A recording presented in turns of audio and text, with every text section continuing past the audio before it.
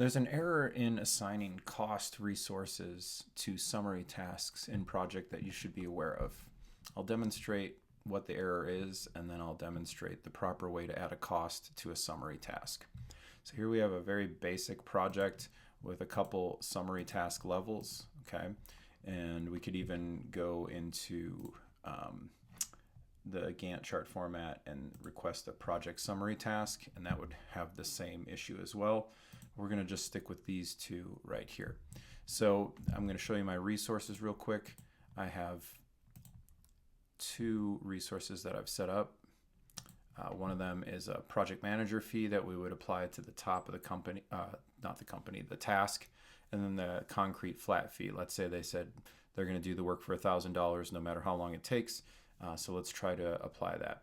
So I'm going to go back to the Gantt chart and attempt to add that concrete fee. So there's a couple different ways you can do resources. The easiest one, unfortunately, doesn't work. You would hit assign resources, and then you would put in a concrete fee of $1,000.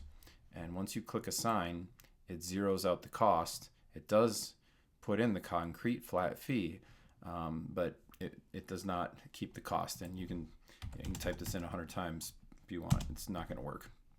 Okay, so if you do that, then you'll probably be tempted to double click on the task itself and try to come in here into task information and assign the cost $1,000, and it still will not work. Okay, the only way that I've found that you are able to assign a fee in this nature to a summary task is go ahead and delete the resource name. Okay, and then I'm going to, from this menu right here, select concrete flat fee, hit enter, and then double click on the task, or you can right click and go to task information, whichever you prefer.